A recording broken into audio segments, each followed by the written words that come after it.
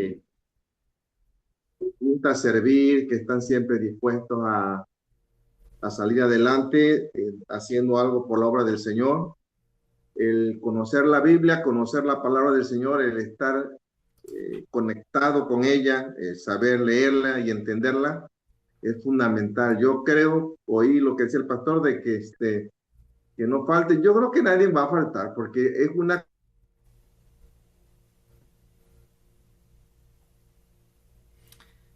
Creo que se muteó su micrófono.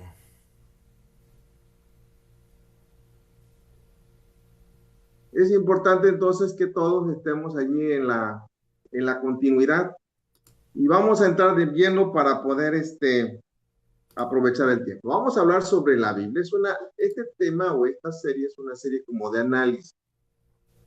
Vamos a analizar la Biblia de una forma general, dentro de su contexto espiritual, cultural, histórico y literario. Entonces vamos a entrarle con ganas, y creo que va a haber muchas preguntas. Lo único que yo quiero es despertar en ustedes un interés de analizar la palabra, de poder involucrarse más, ahondar más en el tema. En realidad, bueno, nos va a hacer falta mucho tiempo, pero tenemos toda la semana. En esta ocasión está preparado un manual, ya el pastor les dirá a ustedes detenidamente cómo ustedes van a poder obtener ese manual. En el manual van a encontrar la diapositiva que vamos a ver, van a encontrar los comentarios pertinentes, y al final de ese manual o de ese capítulo del manual va a haber unas preguntas, como 20 preguntas abiertas para que ustedes puedan contestar, reflexionar durante la semana. Se trata de que si pueden ustedes lo impriman, y al final hagamos todo un manual completo de las 7 lecciones, y arrancamos con la primera. Hoy vamos a ver el tema descripción y origen. Vamos a ver cuál es el origen de la Biblia y cuál es la descripción que podemos encontrar sobre la Biblia. Entonces vamos a comenzar. ¿Qué es la Biblia? Es la pregunta. ¿Qué es la Biblia? Hay un diccionario alemán, que es un diccionario muy serio, muy respetable en el ámbito de la iglesia cristiana. Incluso es muy visitado y muy bien comentado por academias de la lengua. Y yo quiero manejar los contextos, los conceptos de este diccionario, vamos a decirse enciclopedia.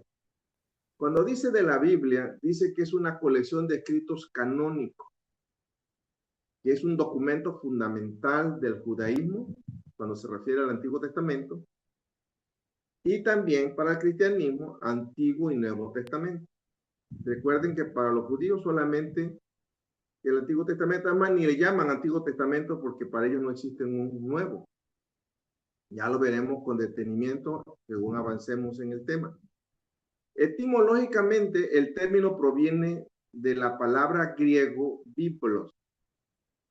Esta expresión griega, bíbulo, significa los libros o una colección de libros.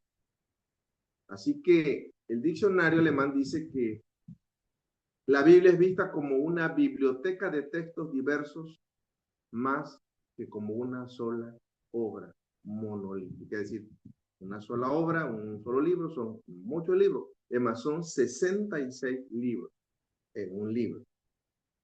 ¿Qué importancia tiene la Biblia? Bueno, investigando sobre la misma enciclopedia alemana, eh, dice una expresión que a mí me causa mucha admiración. Dice, la Biblia no cae del cielo.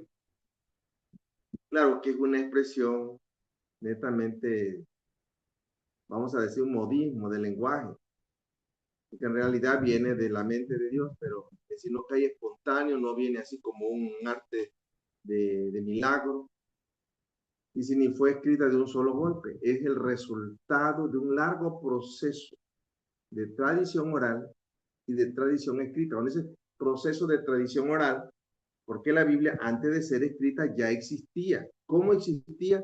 Pues por la versión oral.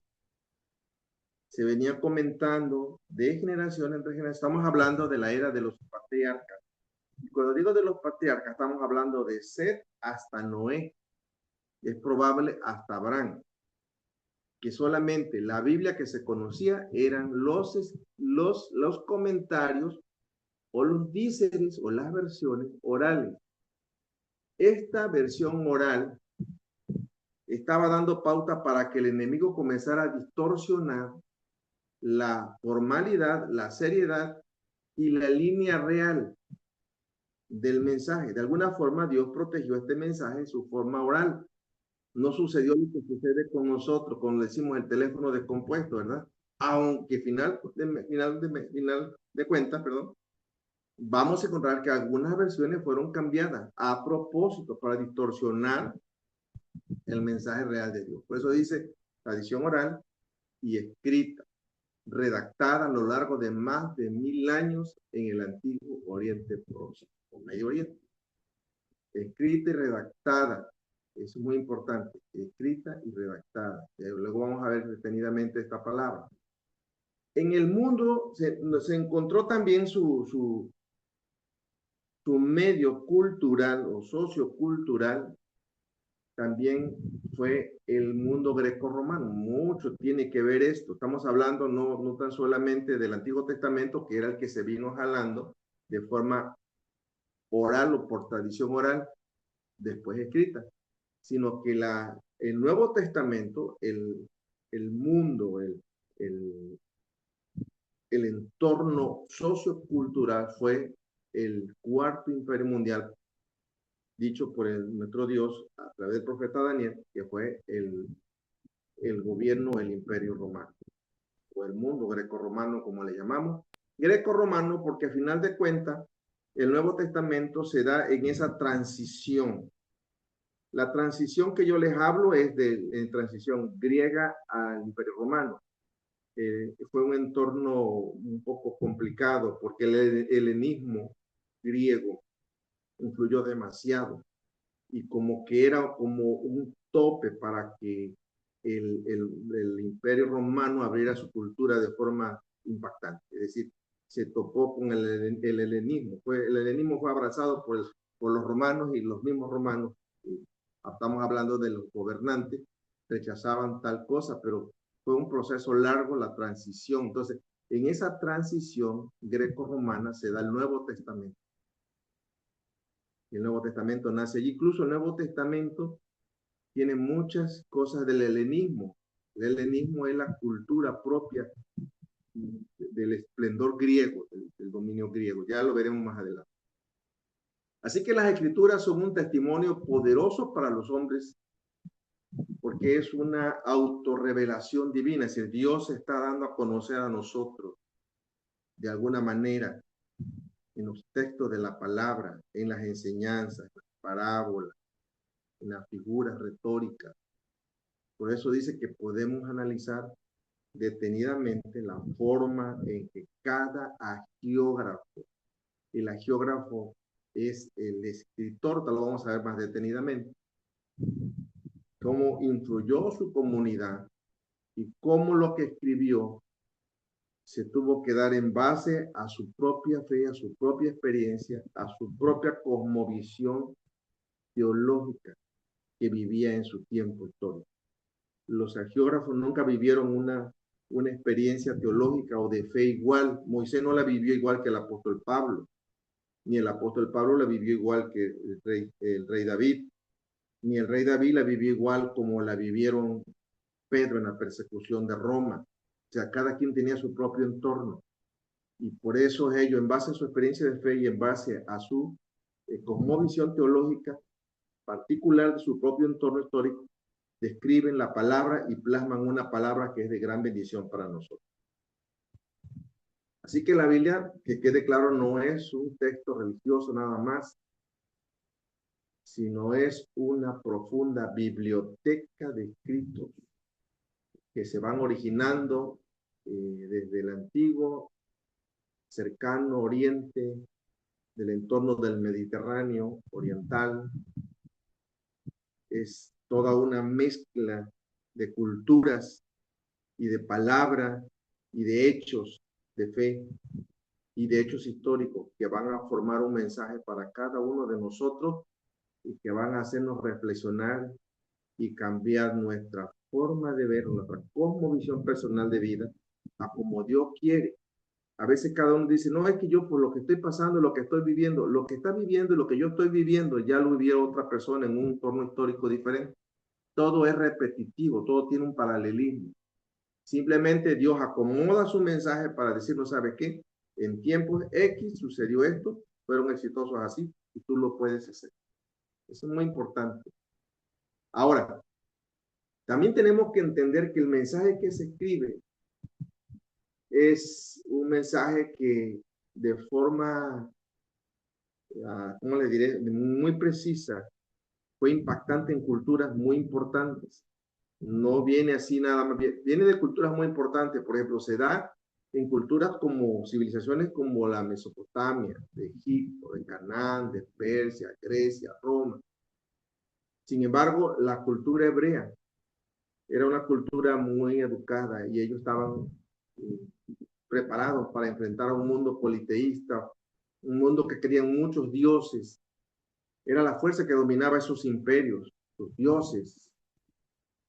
Y en realidad la palabra de Dios tiene una cosmovisión diferente y se enfrenta a mitos que esos pueblos tenían. O sea, había que luchar con esos mitos, con esa forma de ver a Dios ellos.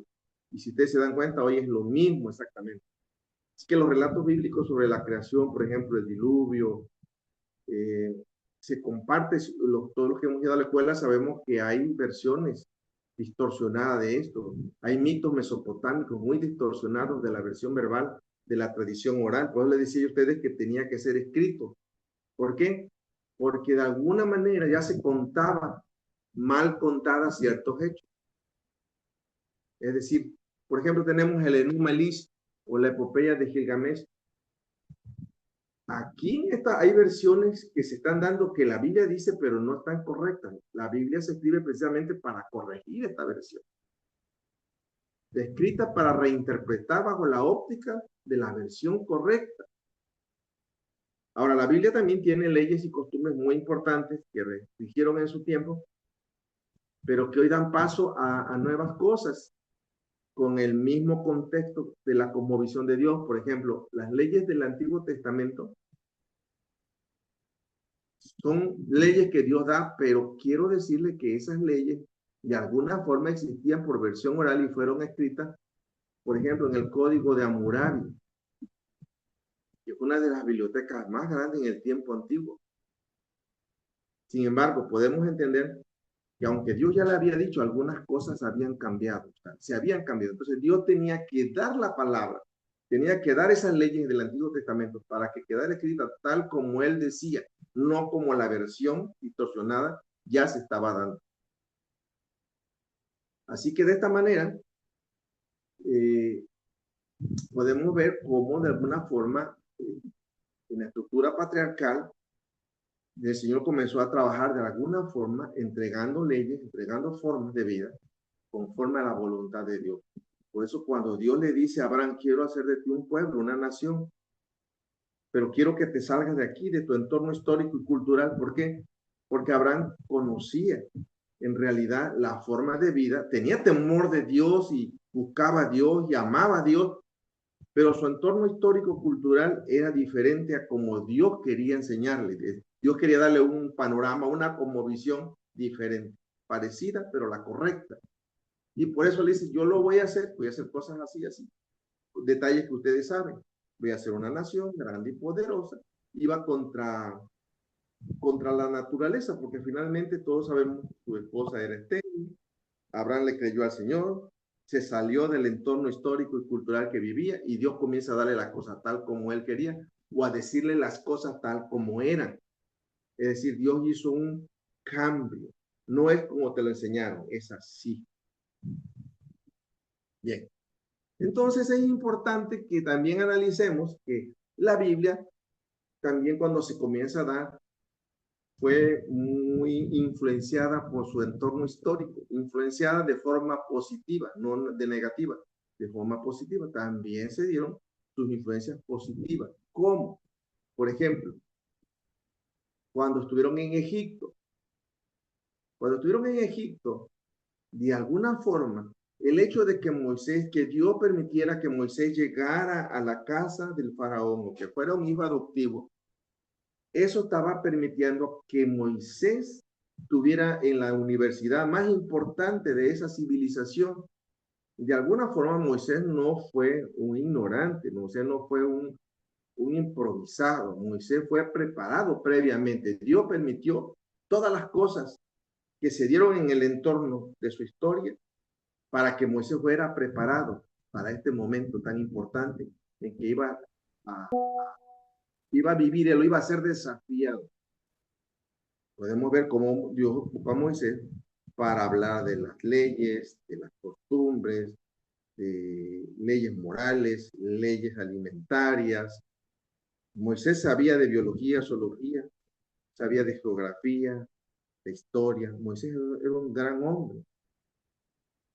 Entonces, cuando Moisés es llamado y él dice que no sabe nada, habla de su humildad y habla de su valor como humano. Él entendió que aunque sabía algunas cosas, él sabía que la tarea que Dios quería que hiciera era grande, aunque no era él incapaz de hacerlo, él era capaz de hacerlo. Él aludió a su forma de hablar, que no hablaba bien. Bueno, por lo regular todos nosotros así somos. Tenemos ese detalle, pero lo importante es lo que él sabía y lo que Dios iba, el potencial que Dios iba a explorar y a explotar, vamos a decir, de forma sana de su vida, de él. Y lo mismo sucedió en Babilonia. Babilonia fue una de las culturas más avanzadas, una de las culturas más fuertes, más grandes en su tiempo, y también tenía cosas que aprender, e incluso del pueblo de Israel podemos encontrar allí a un Daniel, a un Sadrach, un Mesach, un Abednego, o Azarías, Misael y Ananías, dentro del entorno político, así como Moisés también estuvo dentro del entorno político. Cuando los persas, igual, vemos cómo Ciro llama a Nehemías y Esdras está dentro, involucrado en el entorno político. Esther es involucrada en el entorno político. Y luego cuando entramos a la época greco-romana, y podemos ver cómo Pablo de alguna manera es llamado, y Pablo era un ciudadano romano, y también era descendiente de judíos. De alguna manera fue poderoso lo que Dios hizo ahí, lo llamó y lo formó a su manera. Es decir, podemos analizar que todas esas personas o todos esos gobiernos, toda esa geopolítica de la época influenció de alguna manera positiva para aterrizar la palabra sobre hombres pensantes que estuvieran conscientes y conocieran su entorno histórico para poder dar una palabra poderosa, adecuada a su época. Ustedes se dan cuenta, todos influyen, incluyendo el asirio. El asirio no lo mencioné, pero también es importante. Hay detalles muy importantes. No vamos a ahondar porque no es el tema, pero también los asirios fueron los que se llevaron al pueblo de Israel cautivo. Puede que era Judá e Israel.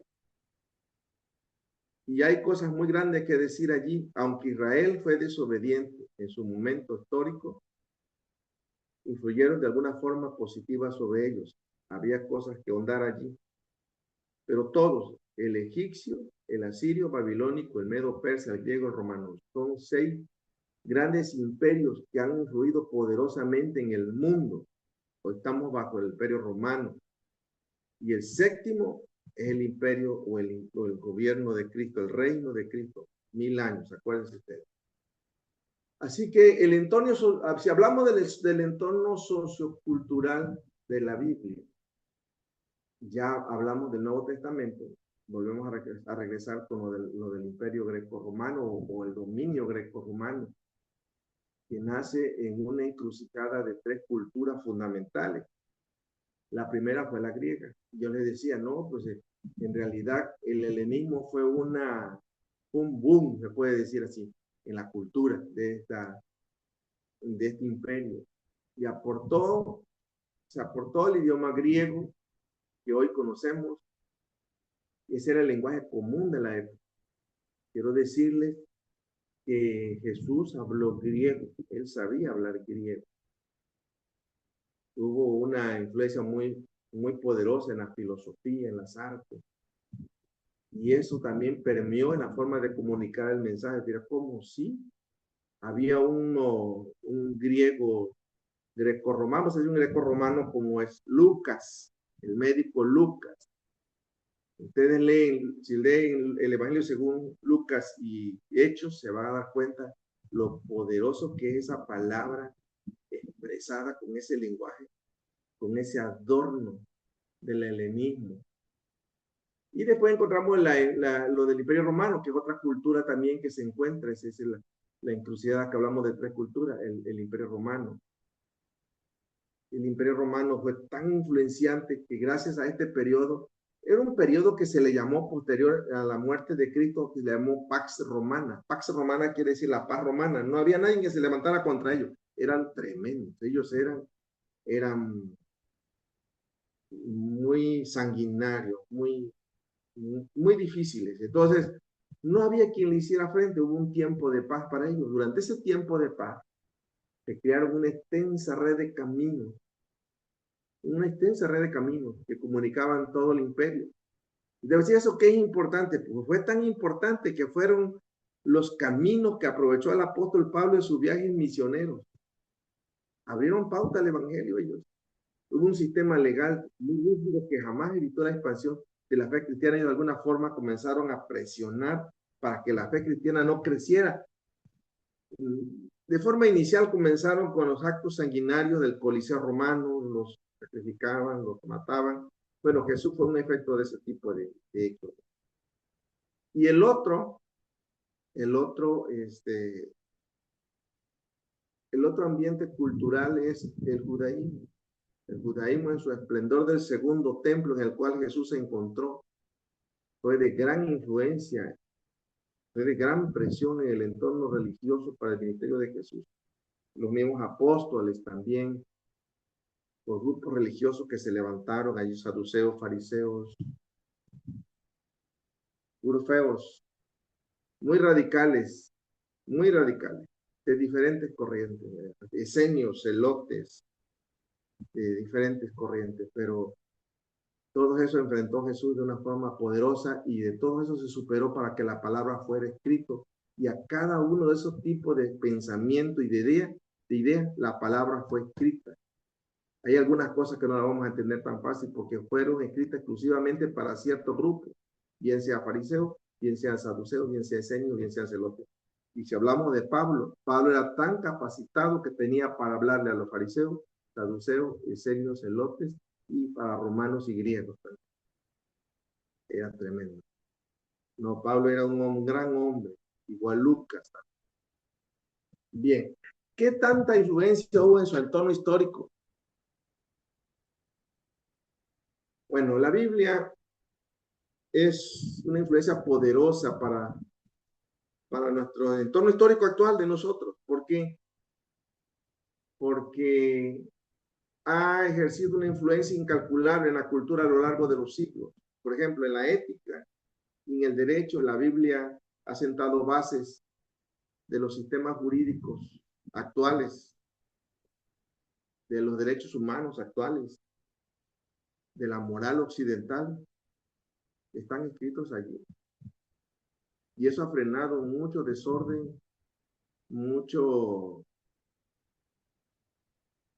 vamos a decir, mucho libertinaje en la sociedad actual. Hoy los gobiernos actuales ya en tiempo final están rompiendo estos esquemas y estamos viendo cómo de alguna manera quieren ir en contra de la palabra, porque la palabra ha moldeado todo esto en la ética y el derecho por siglos. Y hoy como que se ha roto esa forma para poder ir en contra de la palabra. Ahora, en el arte y la literatura ya ni se diga. Es la que más ha inspirado la pintura, la escultura, la música clásica, la literatura universal. Han sido motivo, la Biblia, de inspiración para estas partes o estas áreas de la vida. el arte y la literatura. En el idioma, pues se ha moldeado también el vocabulario, los refranes, las expresiones cotidianas, son innumerables los idiomas, actualmente idiomas modernos y muchos modismos del lenguaje vienen de expresiones bíblicas, sobre todo de nuestro idioma español, que es muy rico en modismo. Por ejemplo, el decir cuando decimos nosotros, no, yo me lavo las manos, está refiriéndose a una expresión de la Biblia, un hecho de la Biblia. O cuando a veces no hemos escuchado, ay, está llorando como una Magdalena, tiene que ver también con la Biblia. También otros dicen, a ver, que esté libre de pecado, pues que tire la piedra, ¿no? También se está refiriendo a la Biblia. Y son modismos de nuestro idioma. Otro que tire la piedra, ¿verdad? Primero. Otro dice, ay, tú eres la niña de mis ojos. Tiene que ver con. O también cuando vimos que dice, ya está sembrando cizaña, tiene que ver con la Biblia. Son modismos de nuestro lenguaje, pero tienen que ver con la Biblia. Otro, todo pasó en un abrir y cerrar de ojos. Es un modismo también que viene de la Biblia. Otro, vienes a meter el dedo en la llaga. Todos nos acordamos de Tomás. Son modismos de la Biblia. Tienen que influir en nuestro idioma de una forma potencial o ha influido.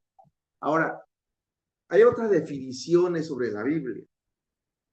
Y estas son muy importantes porque son autodefiniciones que la encontramos en la misma palabra de Dios.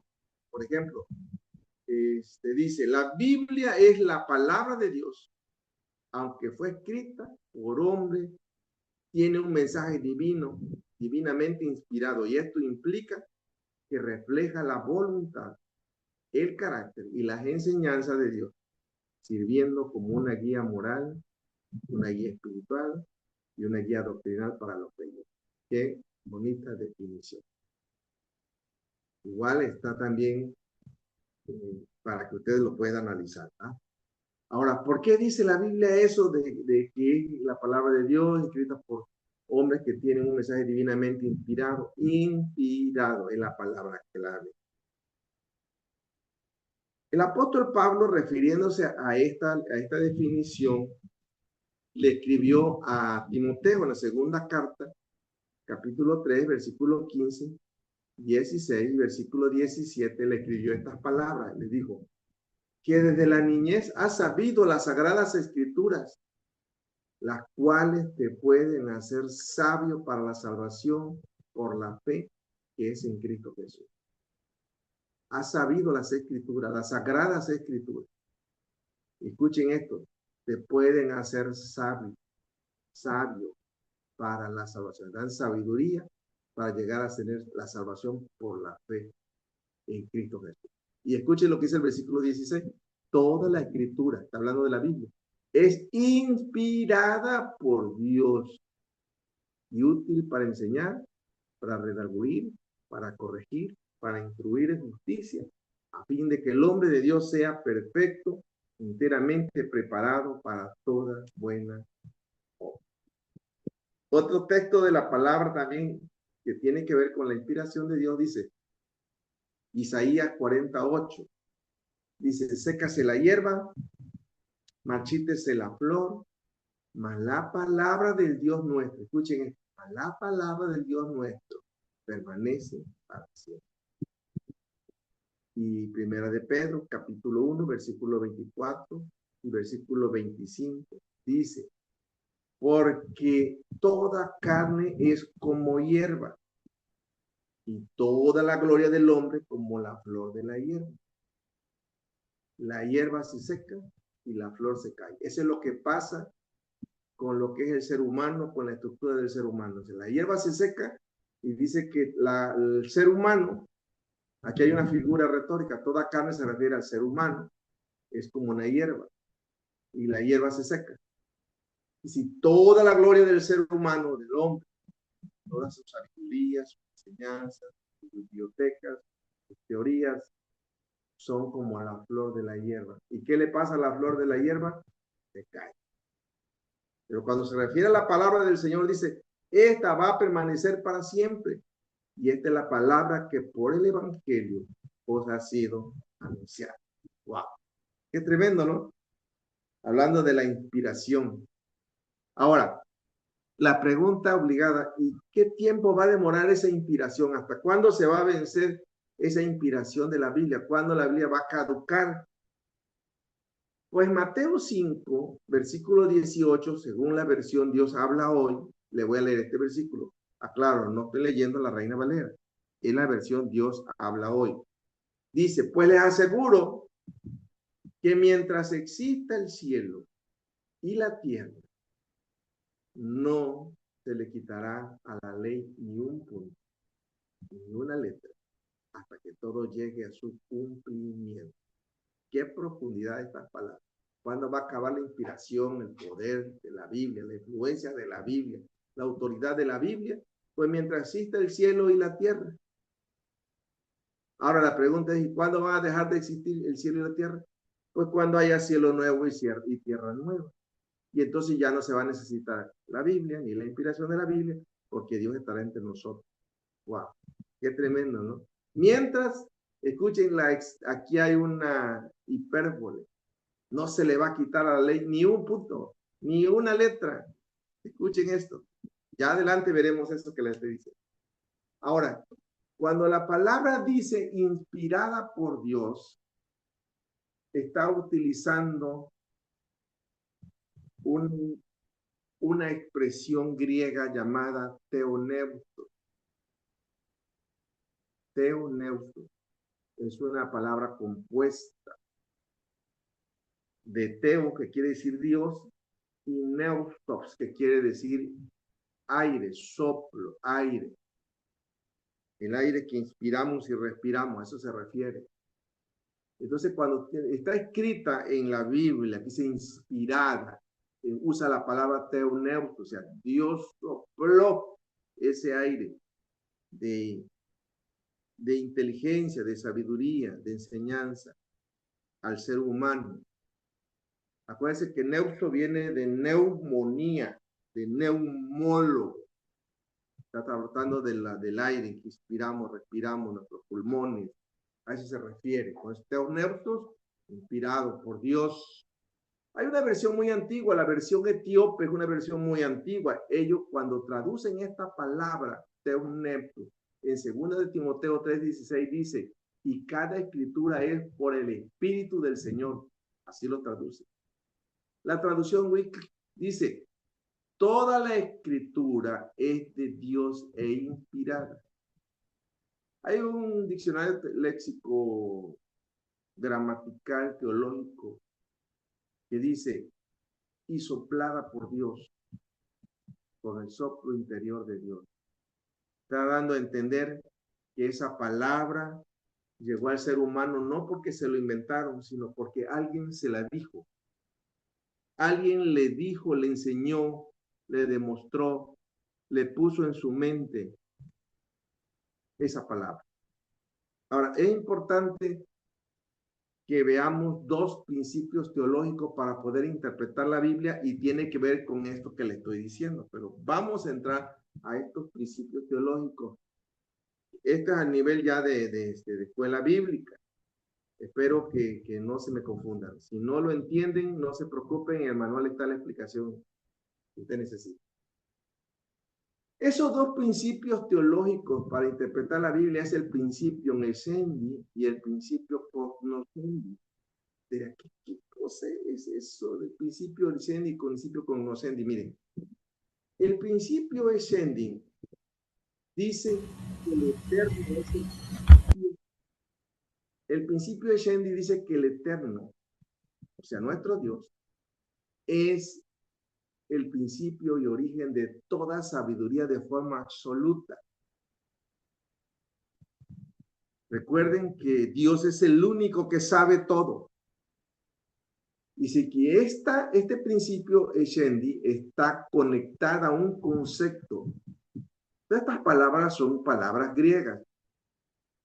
Dice a un concepto ipsum esse substin, que quiere decir declara que Dios no es simplemente un ser que existe, sino que Él es el acto mismo de ser, con sus atributos eternos, siendo su existencia pura e infinita en la cual giran todos los demás seres creados. Es decir, Dios es el único principio de toda sabiduría y de forma absoluta, solamente Él tiene la verdad. Ok. Así que estamos hablando que esto quiere decir que del principio del ser y se refiere al origen y la causa última para el fundamento de toda la realidad. Para los filósofos, para los teólogos, como por ejemplo Tomás de Aquino, que es uno de los más populares entre todos los teólogos de la historia. Él dice, Dios es identificado con este principio absoluto bajo el concepto de ipsum. Ese sustin, que lo que yo le decía hace rato, esto significa, Dios no es simplemente un ser que existe, sino que Él es el acto mismo de la existencia. Es decir, está considerándose como la existencia pura e infinita de la cual participan todos los seres vivos que hay en el universo. Y claro, igualmente ellos dicen, es un actus purus, está en latín, es un actus purus. ¿Por qué dice que es un acto puro? Porque en Dios no hay potencia ni capacidad de cambio. No hay limitación alguna. Él no está sujeto a ninguna limitación, no está sujeto a que haya cambio. Él se mantiene en una totalidad de actualidad pura y eterna. Él tiene un estado de inmutabilidad. Así que su esencia y su existencia son una misma cosa. Estoy hablando de una descripción de Dios. Su esencia y su existencia son una misma cosa. Todo lo que existe en el universo depende de este principio eshen, para comenzar a ser y para mantenerse en la existencia, solamente que venga de ese poder único. La Biblia dice, en el principio era el verbo, ese poder de la palabra, poder de la expresión, ese poder de la orden, desde el principio eshen. Mientras que las criaturas del universo tienen una existencia limitada, incluyéndote tú y yo. Porque esa existencia de todo lo que hay en el universo, incluyéndonos nosotros, solamente es una existencia prestada. No es igual que Dios. Dios es un ser ilimitado y es un ser increado y es el único que sabe todo. Wow, es el único que sabe todo. Bien, vamos con el otro principio. Principio cognoscendi. Ahorita vamos a atar cabos aquí entre los dos principios. ¿Qué es el principio cognoscendi? Hay un concepto que yo les puse por ahí. Voy a pedir a su pastor que lo ponga para que ustedes lo puedan leer conmigo también.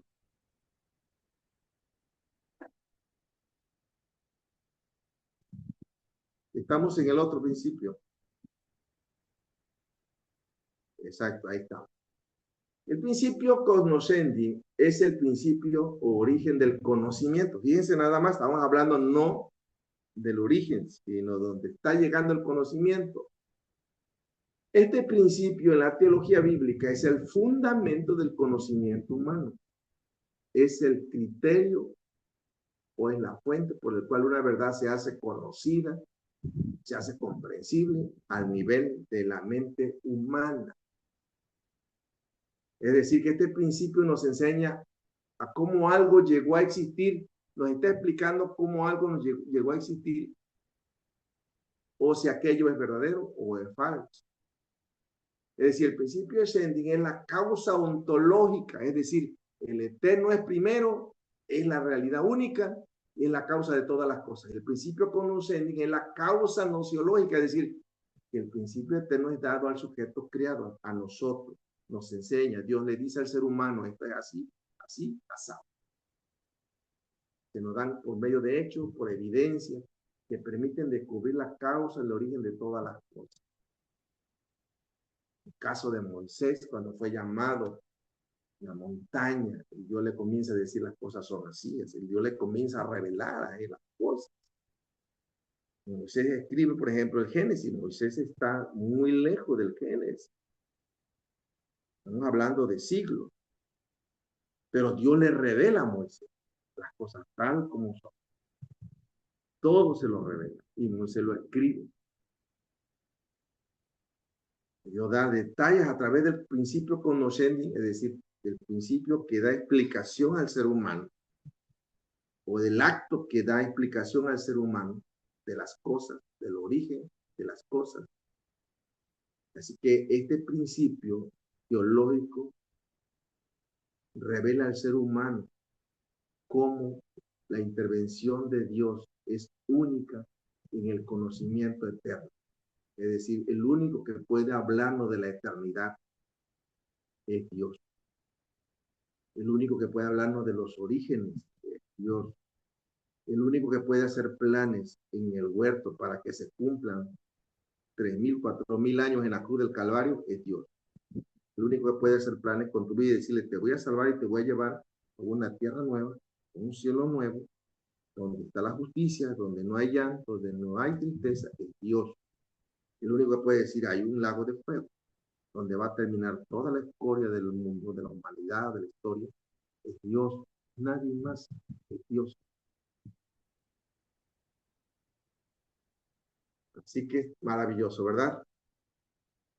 Ahora, toda aquella persona que el sabio de los sabios, el eterno, su principio es él, sabe todo, conoce todo, y lo está diciendo a alguien a través de ese principio cognoscendi, es decir, va a saber las cosas, a esa persona que recibe esa revelación, que recibe toda esa gama de información, de ideas, de mandamientos, de advertencias proféticas, quien recibe mensajes celestiales, a esa persona se le llama agiógrafo.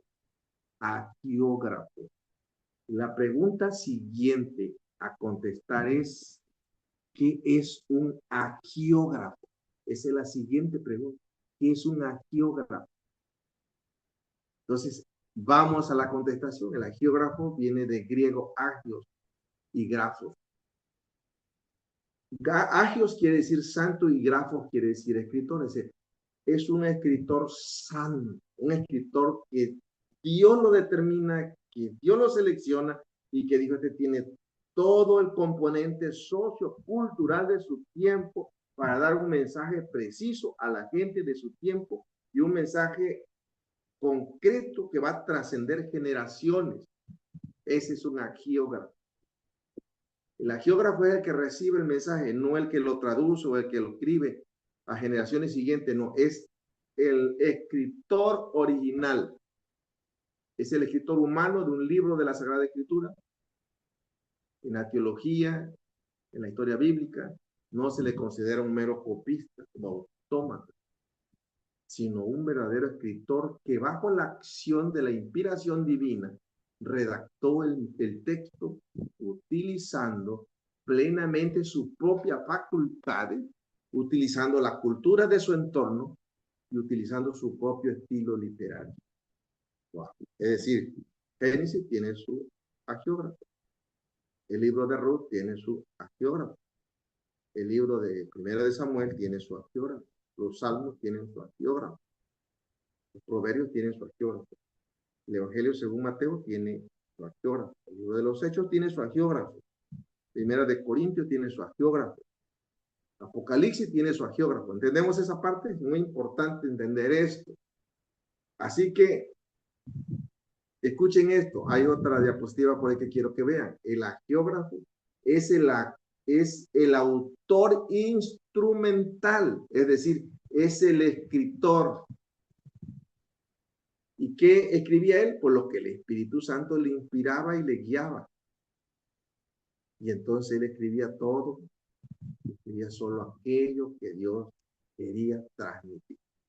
Quiero que veamos 4 cosas para describir a los agiógrafos y vamos a analizarlo. Primero vamos a ver la doble autoría de la escritura. Los agiógrafos son el principio del maravilloso proceso de la preservación milagrosa de la escritura. Porque hay escritos que tienen más de 3.000 años y se mantienen intactos, pero el principio de este milagro comienza con el agiógrafo, porque es el que recibe de forma directa el mensaje del Señor. Y ahí comienza la preservación milagrosa de la Santa Biblia, la que usted tiene hasta hoy. Hay escritos de nuestras manos de 5.000 años de historia. Así que llámese así el extraordinario fenómeno histórico, teológico, documental, por el cual el texto bíblico ha sobrevivido intacto por muchos siglos, muchos milenios. En la teología cristiana, miren, este proceso no se ve como una serie de accidentes afortunados, porque los adversarios de la palabra así lo dicen. No es así. Es la providencia divina operando a través de la historia para salvaguardar el principio cognoscendi, es decir, la revelación objetiva de la fe dada a esa persona, dado a Pablo, dado a David, dado a Moisés, por dar unos ejemplos. Es la revelación objetiva de la fe. La escribieron y nosotros la podemos ver, la podemos leer, y la leemos una vez, 2 veces, 3 veces, y usted no sabe cuánta gente, cuántos millones y millones de personas en el transcurso de esos 5.000 años leyeron esa palabra que usted y yo estamos leyendo. Esta conservación se fundamenta en 3 pilares extraordinarios.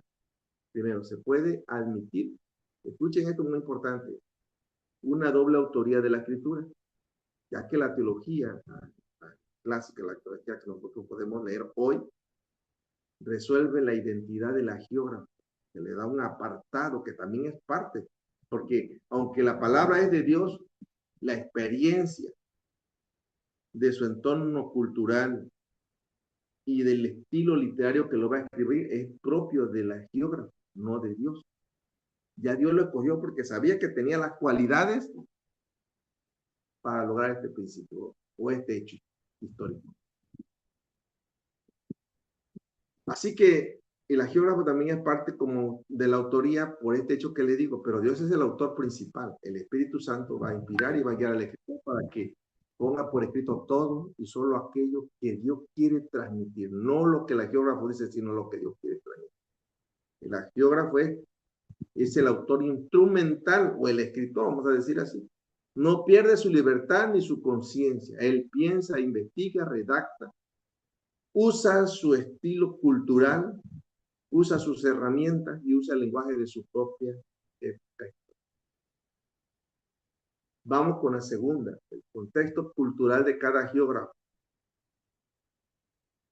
Está fuertemente condicionado por su tiempo, por su geografía, por su entorno político. A veces nosotros podemos analizar, bueno, los que estuvieron en la serie que vimos anterior sobre las diferentes doctrinas, podemos entender cómo hay cosas que de alguna costumbre cultural del tiempo en que fue escrita la palabra, formaron una doctrina.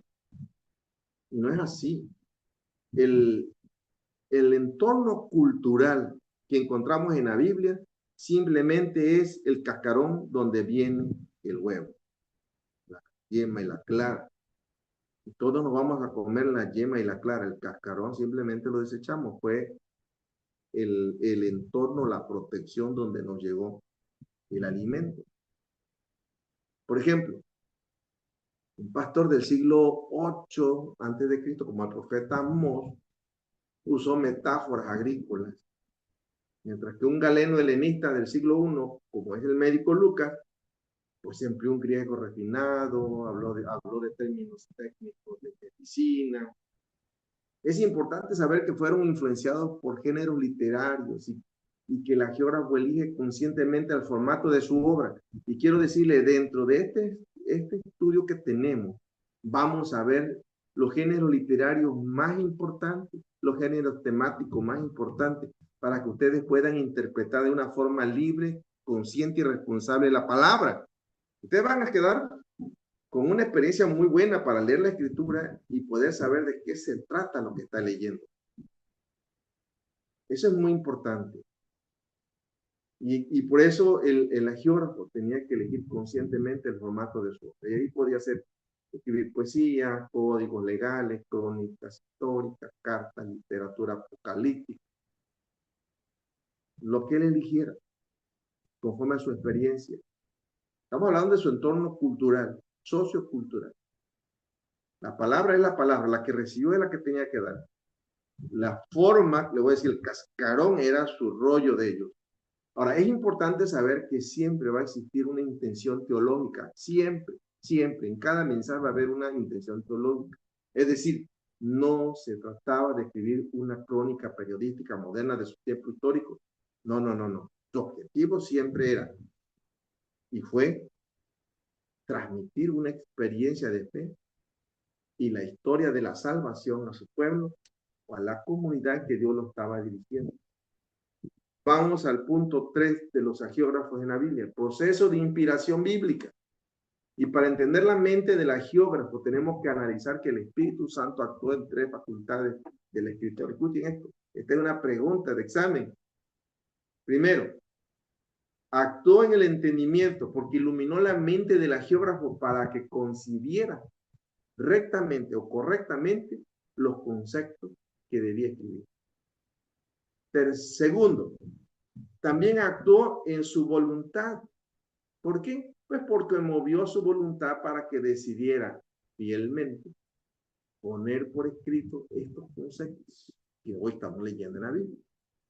Y tercero, en sus facultades ejecutivas, ¿cómo? Sí, debido a que el Espíritu Santo lo asistió de una manera continua durante la redacción para que evitara errores conceptuales en materia de fe y de moral. Es decir, que fueran escritos correctamente. Te puede decir, pero es que en alguna Biblia hay errores. Sí, hay errores de transcripción y errores a propósito. Se llaman errores de perversión o de apostasía. Y eso lo podemos encontrar, y si te demora duda, te lo digo, la nueva traducción de las Santas Escrituras. Esa Biblia está perdida, en pocas palabras. Cuarto punto, y termino con lo de los agiógrafos. Algunos ejemplos de agiógrafos y sus perfiles. La mayor de las veces reconocemos su perfil simplemente por una tradición oral. No hay documentos, y aquí está el acta de nacimiento, la fecha de Moisés. No, no, no, es una tradición oral. Y esto no tiene que ver con la Biblia, simplemente es identificar quién lo escribió, por qué se sabe que lo escribió él, o qué antecedente histórico hay. Y quiero que veamos algunos ejemplos. Por ejemplo, Moisés fue un legislador, ya se lo dije, Moisés fue universitario de la cultura cortesana de Egipto, no fue cualquiera. Moisés sabía muy bien. Y de ahí el odio de Faraón, porque Faraón sabía que Moisés estaba capacitado para formar una nación, y una nación tan poderosa como el mismo Egipto. Pero Dios no quería que hiciera Moisés eso, ese trabajo era de Josué. Dios lo que quería era que estructurara las leyes y que formara una sociedad diferente al Imperio Egipto bajo las normas que Dios le iba a dar en camino al desierto. El camino del desierto fue una escuela. Y a veces pasa con nosotros. Simplemente el camino de la vida es una escuela donde Dios va formando nuestro carácter para llevarnos al plan final. ¿Por qué no llegamos al plan final? Porque todavía nuestro carácter no está moldeado. Y Moisés se dio de tope porque había personas ya que tenían la cultura sobre cultura reescrita y sobre reescrita en el corazón, en la mente y en todos lados de su vida. De tal forma que no podía meterlo el Señor hacia la tierra prometida. Tu corazón fue moldeado conforme a Egipto. ¿Y qué fue lo que pasó? Dios no permitió que entraran a la tierra prometida porque no iba a dar pauta a que la nación se formara tal como Dios tenía un propósito, o tal como Dios quería. Porque a veces queremos que las cosas se hagan como nosotros queremos, no es como nosotros queremos, es como Dios quiere. Y a veces todo el proceso del desierto es simplemente una formación sociocultural, una formación a veces conductual, una formación a veces de aspectos éticos, morales, espirituales. Y quiero decirle, a veces no se logran el plan final porque no logramos moldear nuestra vida para recibir el plan de Dios para nuestra vida. Cuando el pueblo de Israel, que no pudo ser moldeado, Dios hizo que dieran vuelta en el desierto y murieron. Fueron muriendo de alguna forma y quedaron en el desierto. Dios no le convenía. que entraran esas personas porque iban a descomponer toda una nación. Dice una palabra del apóstol Pablo, un poco de levadura leuda toda la masa. Entonces no convenía que ellos entraran y no recibieron la bendición porque simplemente el hecho es que pues no dieron pauta que las cosas se hicieran tal como Dios quiere y por eso no recibieron la tierra prometida. Y aplica para nosotros, a veces también igual, de la misma manera. Bien, pero vamos a avanzar. A ver, él era un hombre que Dios lo usó, lo enfocó en la formación teológica y jurídica de Israel. Y después nos encontramos con el rey David. David fue un poeta, un músico, un buen gobernante. Sus escritos reflejan la angustia y el arrepentimiento y la alabanza real en sus salmos. Esa es otra forma de ver un agiógrafo que tuvo errores, tuvo que reconocerlos y al final Dios respondió. Eso es muy importante. El apóstol Pablo, pues originario de Tarso, un teólogo cosmopolita, que era romano, fue educado por un rabino muy importante como es Gamaliel. O sea, él tuvo una educación bicultural, ciudadano romano y era judío también. En sus cartas, el apóstol Pablo, podemos ver cómo profundiza la doctrina cristiana y se va sobre problemas comunitarios concretos de gran profundidad. Ya ustedes lo leerán cuando entran a Corintios o Tesalónica o los Efesios. No, bárbaro ahí lo que Pablo dice. El apóstol Juan, el evangelista, como se le llama, el hombre fue un místico intelectual que utilizó conceptos filosóficos muy profundos. Juan fue un pensador al estilo helenismo, fue helenista en su pensamiento. Por ejemplo, él habló de logos, estamos hablando ya de terminologías griegas. Y cuando habla de logos, es el único que habla sobre este tema. Él está hablando de una expresión griega que profundizaba una explicación sobre la divinidad de Jesús. Entender a Juan en esta expresión es hablar de un griego muy profundo y de un pensamiento de mucha profundidad teológica y filosófica de tipo helenista. Se le está hablando a gente que sabe de helenismo, gente que sabe de filosofía, y Pablo y yo también lo sé. Pero en realidad, la verdadera divinidad de Jesús es un logos, es una palabra viva y poderosa. Bueno, tendríamos que entrar más allá. Ahora, toda esta palabra que fue dada por los agiógrafos, que fue dada por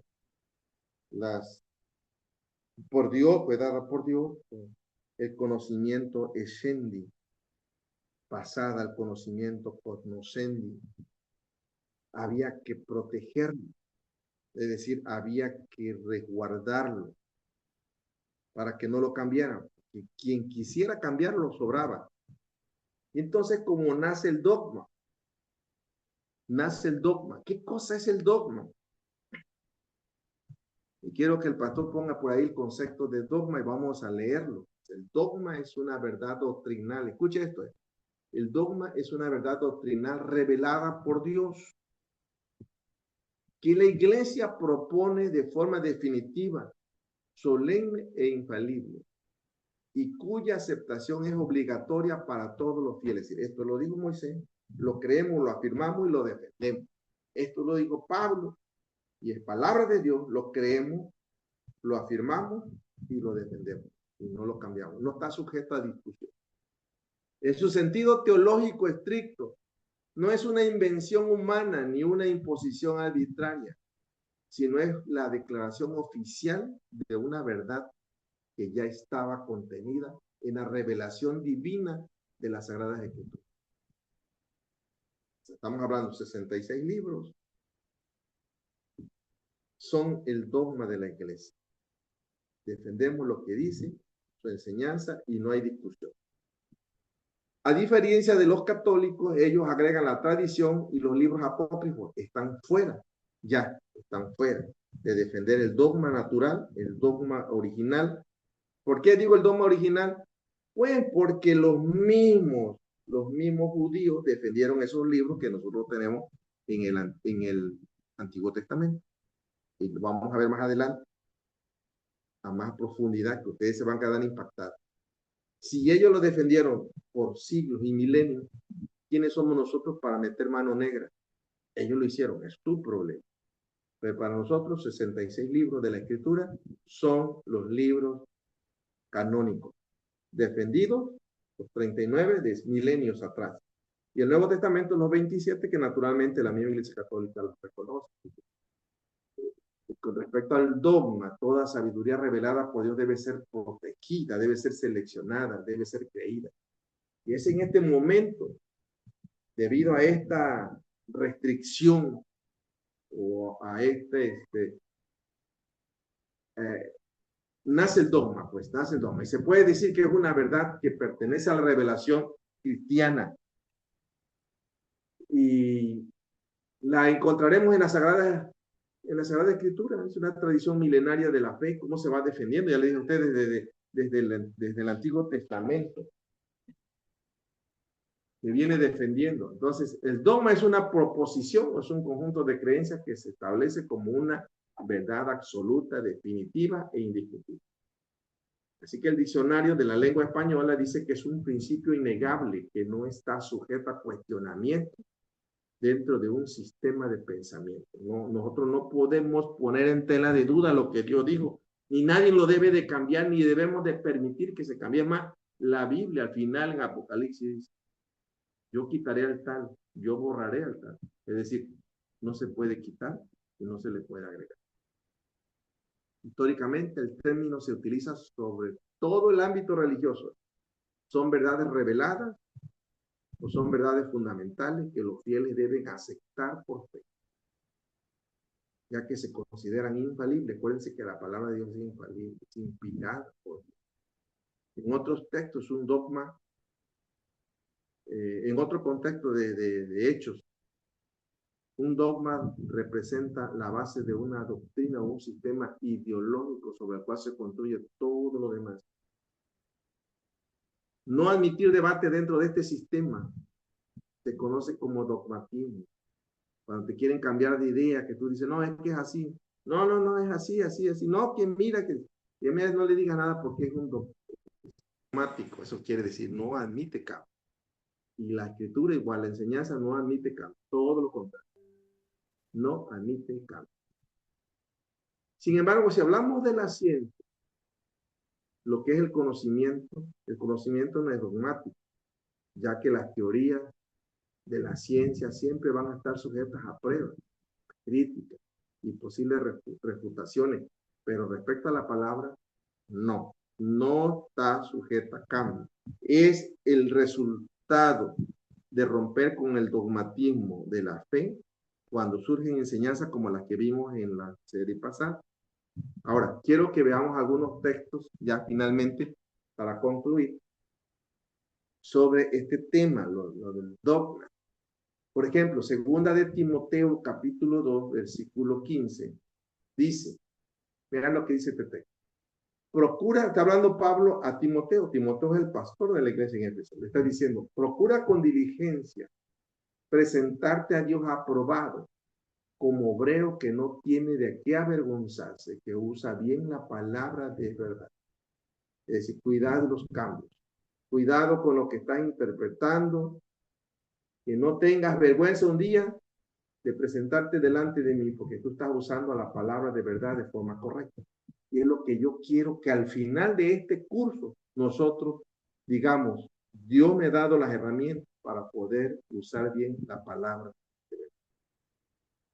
Otro texto dicho a Tito. Tito era un pastor en Creta.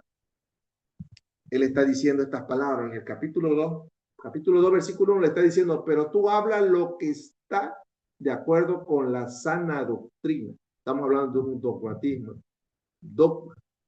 En el capítulo 2, versículo 2 dice que los ancianos sean sobrios. Escuchen, está hablando de los pastores. Sean sobrios, sean serios, sean prudentes y sean sanos en la fe. Eso es muy importante que lo entendamos. Sanos en la fe. Que no están cambiándole a lo que Dios está diciendo. Que sean también sanos en el amor, en la paciencia. El versículo 1, capítulo 1, versículo 9 dice, ser retenedor de la palabra fiel tal como ha sido enseñada. Está aquí encriptándola en el dogma, que la palabra sea fiel tal como ha sido enseñada, para que también pueda exhortar con sana enseñanza, tal como lo dice la palabra, tal como lo escribieron los hagiógrafos, y podamos convencer a los que contradicen la palabra. Esto dice la palabra, esto yo te enseño, no te voy a enseñar otra cosa. Pablo le vuelve a escribir a Timoteo en la primera carta, capítulo 4, versículo 16, le escribe esto: ten cuidado de ti mismo. Y dice esto: ten cuidado de ti mismo y de la doctrina. No le está diciendo ten cuidado de los que andan a tu alrededor, no ten cuidado de los testigos, ten cuidado de los mormones, etcétera, etcétera. No, dice ten cuidado de ti mismo y de la doctrina. En mí está el respetar la palabra y mantenerla en el dogmatismo necesario de no cambiarla. Y dice, persiste en ello, pues haciendo esto, escucha esto muy importante, pues haciendo esto te salvarás a ti y a los que te oyeren. Es decir, si yo les enseño una doctrina, una enseñanza que no está de acuerdo a la palabra, que no tiene la intención de la geógrafa, que yo ya le cambié, el primero que estoy mal y que me voy a perder soy yo, y de ahí seguirán ustedes porque me están escuchando y van a creer lo que yo les estoy diciendo. Así que el descuido del dogma y la sana doctrina bíblica ha llevado a una interpretación fragmentada y subjetiva de la fe. Esto, en cierta manera, provoca la adopción de creencias ajenas al texto original, al debilitamiento de los valores éticos, la pérdida de identidad espiritual, también la adopción de ideologías que contradicen los fundamentos cristianos históricos. Es terrible. Lo pudimos leer en la serie anterior. Este sesgo de la fe, o este apartamiento de la fe, nos puede llevar por tres riesgos muy peligrosos de los que somos hoy testigos en la sociedad que vivimos. Primero, hay un subjetivismo moral y teológico, y esto sucede cuando se abandona la verdad o la verdadera fe, o la verdad objetiva como está escrito, y cada individuo comienza a moldear a Dios a su propia imagen y conveniencia. De esta forma, cuando sucede así, comenzamos a justificar acciones contrarias a los principios bíblicos. No es que es así, miren, esto es así. Y comenzamos a ver algunas situaciones cambiantes, tal como lo vimos en la serie anterior. Una segunda situación de riesgo que podemos encontrar es el debilitamiento de la fe comunitaria, o de los grupos, de la iglesia. Y esto sucede cuando la falta de raíces sólidas provoca confusión. A veces en las iglesias se habla más de otra cosa, menos de la Biblia, de la palabra. La gente conoce de todo, pero no conoce de la Biblia. Y entonces esto provoca confusión, división entre los creyentes y una pérdida del propósito del discipulado. No hay discipulado. Los discipulados son muchas veces de motivación, de ayuda psicológica, moralidad, pero a veces lo que realmente necesitamos es la palabra, y es lo que a veces no hay. Y un último eh, riesgo que se ve en estos sesgos de fe es el endurecimiento espiritual, que provoca que las personas se alejen del estudio de la palabra de Dios, no la leen. Tiene una Biblia, pero nada más está abierta en el Salmo 91. Miren, la hoja del Salmo 91 está amarilla porque tiene años de estar abierta allí. No la leen. Entonces eso sucede. Y esta misma situación provoca apatía y la pérdida del temor de Dios. O sea, el que no conoce la palabra no conoce a Dios, y es lo mismo, ¿no? Entonces, no está Dios, no está su palabra. Y quiero concluir con este pensamiento. Todo dogma es una doctrina. Todo dogma es una doctrina. Pero no toda doctrina es un dogma. Pues he terminado, he dicho. Creo que me pasé 19 minutos.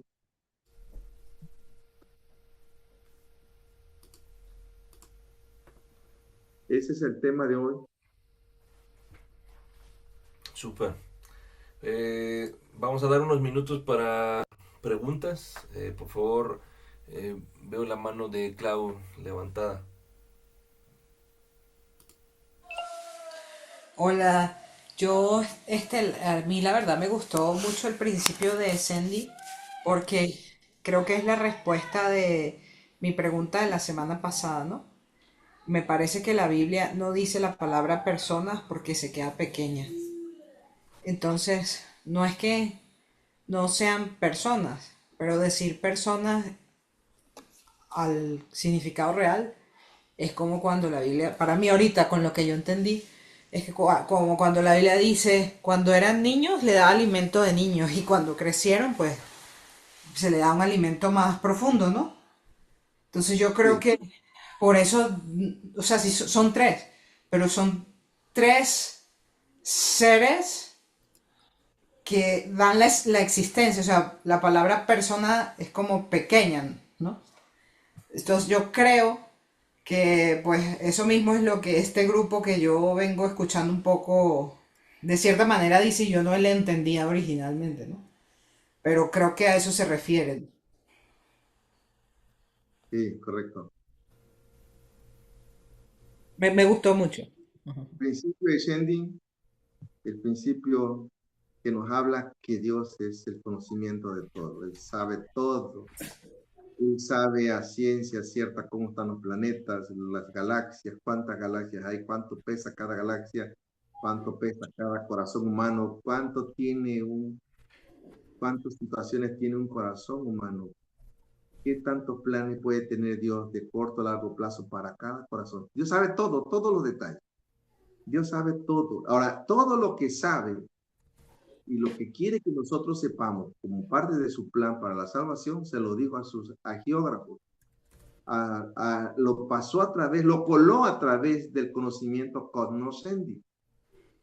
Yo quiero que sepan esto los humanos, y ahí le va. Y comenzó a llamar a los agiógrafos, a los que creyó más estratégicos, más preparados, más importantes. Dios conocía el corazón de cada uno de ellos. Y es así como llega a nosotros la palabra, a través de ese conocimiento cognoscendi, llega a nosotros Y como que, una y palabra que, pura. y que hermano, es lo que uno vive, porque hay muchas cosas que Dios nos ha enseñado y nos los ha enseñado posiblemente por medio del Espíritu Santo. O sea, por ejemplo, hay cosas, por poner un caso, ¿no? Hay muchas cosas de la música que yo pienso que Dios me enseñó porque no me lo enseñó un profesor. Y ahora que yo veo las clases de los niños y le explican muchos temas para llegar a algo que pues a mí nadie me enseñó, pero lo hago y me parece obvio, ¿no? Entonces digo, yo siento que Dios me ha hablado muchas veces y me dice, no, no era obvio, yo te lo di. O sea, así el conocimiento de muchas cosas que yo pienso que es conocimiento que viene de Dios, inspirado de Dios. Uno lo tiene y luego estudia y sí, había un principio, pero Dios lo puso en uno, ¿no? Entonces, esos dos principios es que sí, muchas cosas, o sea, por ejemplo, yo creo que definitivamente yo escribí 7 artículos que fueron publicados en revistas y libros, pero yo creo que mucho de eso es que pues eso vino de Dios. O sea, hay cosas del conocimiento que muchas cosas vienen de Dios. Bueno, quiero decirles a ustedes que el conocimiento de Shendi y conocimiento cognoscendi fueron los dos principios que Dios utilizó para que se escribiera la palabra o para que tuviéramos la Biblia. Pero esos principios no quedaron estáticos o esos principios siguen funcionando en el mundo. Claro, ya no para la transcripción de la escritura porque ya la tenemos, pero muchas cosas siguen dándose a nosotros a través del conocimiento conocemos. Incluso a mí Dios me ha revelado cosas que luego yo las veo y yo digo, bueno, yo estuve aquí o yo este lado, qué rollo, y nunca estuve ahí, pero lo que Dios me dijo, yo lo vi luego. Incluso hay que uno va, a mí me ha pasado con ustedes, llevo mi mensaje y yo de repente tengo que cambiarlo. No es así. Tengo que cambiarlo. No sé, no porque alguien me dijo ni nada, sino simplemente Dios dice no, no, no, y comienza a revelarme una serie de cosas que tengo que hacer y decir, y las tengo que decir. Incluso me ha tocado, o nos ha tocado con mi esposa, que hemos estado orando por alguna situación que vamos a tratar con algunas personas, y antes de ir con la persona, cuando estamos orando, pidiendo, ya nosotros ya sabemos de qué se trata y no sabemos qué rollo. Y cuando nos comienzan a decir las cosas, esas cosas ya las sabíamos, definitivamente. ¿Y sabe qué? A veces le digo a mi esposa, ¿estaba yo soñando? ¿Qué soñaba o qué? En realidad es Dios transmitiendo a nuestros corazones, a nuestra mente algunas cosas. Dios sigue actuando a través de ese principio, el conocente. Él sigue siendo de por siempre, de eternidad a eternidad. Recuerden que Él es sempiterno. El principio de Shendi es un principio eterno. No sempiterno, o sea, siempre eterno. Alguna gente dice, bueno, voy a entrar a otro asunto que no es el tema, pero lo voy a soltar. Dice, es que hay otras galaxias, y hay otros planetas, y hay otras personas, otros seres vivos. Es probable que existan personas, quizás no como nosotros los seres humanos, pero que tengan vida. Y también Dios esté trabajando con ellos a nivel cognoscente. Pero el principio de Shendi siempre será igual. El cognoscendi a lo mejor por su propio entorno, ya estoy hablando cosas que no tengo que decir, pero por su propio entorno donde vivan, a lo mejor es probable que Dios tenga que tratar con ellos algunos temas diferentes a los nuestros. Pero al menos lo que tenemos en la palabra es lo que Dios quiere que sepa, o lo que Dios quiere que sepamos, y por eso Él se manifestó en estos dos principios, o los hemos descrito en la teología así, estos dos principios para poder entender que Dios sigue trabajando. Dios trabajó y Dios sigue trabajando a través de esto. Amén. Bueno, tenemos excelentes músicos, excelentes poetas, excelentes predicadores, excelentes, no sé, hay tanta gente, educadores, maestros, profetas. El Espíritu Santo sigue trabajando, está dentro de ese principio de Shendi y va sobre los seres humanos. Los seres humanos somos el, el, el conducto el vehículo conocente en el cual Dios va a trasladar su palabra o su propósito a la iglesia. Sí. Ujú. Ok. Eh, Le damos la palabra y la última pregunta al buen Juan Carlos. Y con eso terminaríamos la lección de hoy. Buenas noches, pastor. Sí, Buenas noches, estoy de hermano. acuerdo en lo que dice esta Klaus. A mí me ha pasado de alguna manera y ahorita me recordaba mucho Proverbios 1:7, que dice que el principio de la sabiduría es el temor a Dios y es una palabra que es muy cierta porque yo al principio cuando empecé a congregarme leí toda la Biblia, pero no entendí nada, nada se me quedó. Pues ahora sí Volví a lo va a leerla el curso, vas a ver. y había cosas que ya había supuestamente leído, pero encontraba otras. Y aquí es donde veo que es cuando Dios va obrando y el Espíritu Santo va obrando porque nos va dando ese discernimiento, nos va dando ese conocimiento que conforme Dios quiere, nos los va dando. Y aún así haya personas que ya llevan mucho tiempo estudiando. Hay veces habemos gente que tenemos ese discernimiento antes. Y de ahí siempre se me venía algo, el por qué Dios permitía que se creciera la cizaña con el trigo. Y entendí y discerní recientemente el por qué lo permite. Entonces, para concluir, hay veces aquí es donde nos damos efectivamente cuenta de lo que decía Klaus, que son tres personas, pero esas tres personas son diferentes. Cada una actúa y obra de diferente manera. en el proceso de nuestras vidas. Y no sé, digo, tal vez estoy equivocado, pero yo lo siento que precisamente por eso se habla sobre 3 personas. Recuerden que les decía yo en una sesión pasada que hoy el Espíritu Santo está trabajando. Bueno, Él quiere derramamientos o llenuras en los corazones, porque esa llenura o ese derramamiento hace apertura a que el Espíritu Santo traiga las condiciones necesarias en nuestra vida para recibir los dones, recibir ministerio y se manifiesten los frutos del Espíritu. Entonces, cuando nuestra vida hace apertura y nos preparamos, ponemos las condiciones como elementos dentro de un principio conocente, y Dios va a comenzar a trabajar con nosotros a través de los dones y lo del espíritu de discernimiento, de fe, de sanidad, todo tiene que ver con eso, precisamente, y es el Espíritu Santo que está trabajando. Y es Dios mismo, estamos hablando de Dios mismo, no es otra persona, es Dios mismo.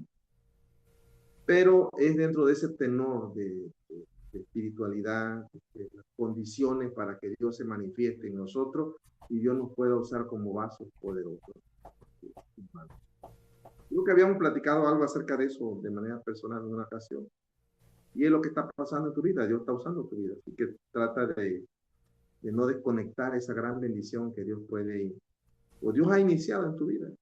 Y Dios puede trascender a través de tu vida.